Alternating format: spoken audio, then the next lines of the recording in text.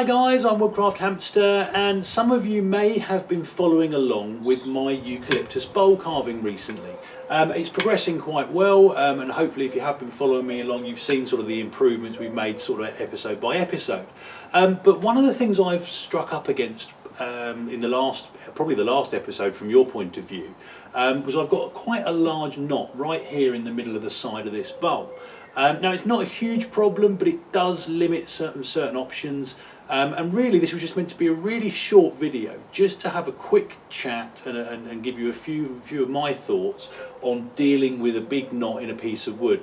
Now quite often you will, if you're lucky enough to get hold of some harvested wood, whether it's from a tree surgeon or you've picked it up when you're out in the woods or whatever, sometimes you can't tell whether there's going to be a knot in there until you open it up. Now obviously if you've got a trunk of a tree and it's been cut off and you can see very clearly that there was a branch sticking out the side of it, then obviously you'll know that's probably going to have a knot in there and it's probably going to be an issue. But quite often, depending on the type of tree, you will get knots in there that you're not, if you excuse the pun, that you won't know are there until you get it split open or you start carving. So what I'm going to do, I'm just going to move the camera a little bit closer in so you can see this in a bit more detail, and I'll just give you a few of my thoughts on how to deal with these kind of things. Right then guys, so here we have our knot. Now it doesn't go all the way through to the inside of the bowl, which is useful, so that's a really good start. And a lot of people would see something like this probably before they've reached this stage, and think, do you know what, that's going to cause me too many problems, I'm going to ditch this piece of wood and find something else. And you can do that, there's no reason not to, and I've done it in the past, but because I'd progressed quite far on this bowl before realising quite how extensive this knot was, I thought, you know what, I've put a lot of work into it, I'm going to persevere. And there's two things you can do when you come across something like this. You can either work around the knot, which is obviously not what I've done here, but basically you could leave the knot, I think it started probably about here, it's probably about an inch, 3/4 of an inch maybe, proud of where it is now. And what you can do is you can cut away from where the knot starts, so where the wood darkens is kind of where the knot starts, and all of the light coloured wood around the outside of it is just normal wood. You can carve it as much as you like, and what you would probably do is start here and carve away from the knot, and you'd have sort of a nice flowing curve. A little bit difficult to do from this angle, but essentially you'd have a nice flowing curve from the top of the knot moving away from it, and it would just be sticking out from the side of your bowl if that's what you were making, or whatever else you were carving.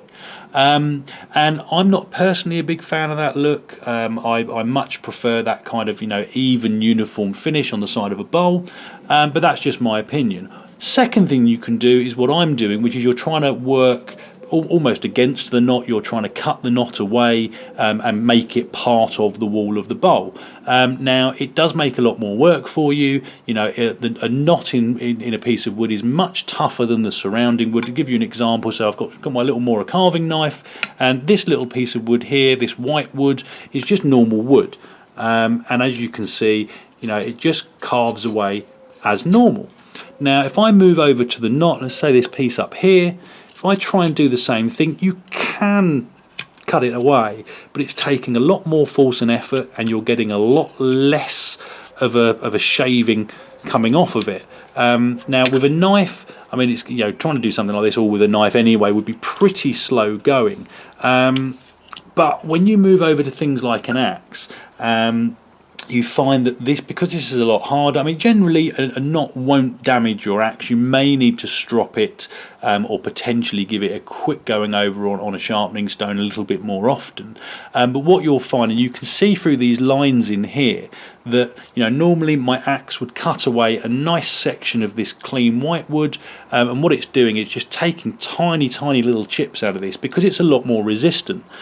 So basically what I'm going to be doing is carving away with my axe and various other tools as I go along this process, and what I intend to have is having this just a nice smooth continuous finish, and really in my opinion those are probably the two main ways you can deal with knots, or three if you include giving up and finding another piece of wood.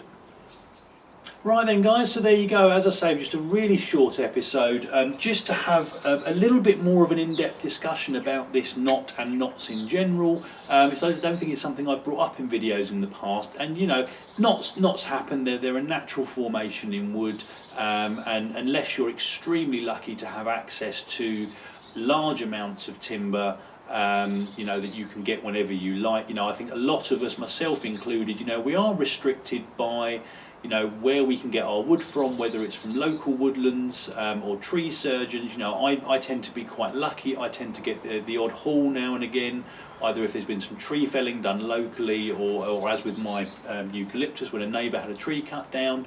And generally I've always got some timber to hand, but you know, I certainly don't have the luxury of throwing away what I see as perfectly good carving wood just because I've found a knot in there. So that's my view on it, you know, just a little something for people to think about. So that was it guys, so I hope it was useful. Comments and questions in the box below, hit like and subscribe if you'd like to see more, and I hope you'll all join me next time. Thanks guys.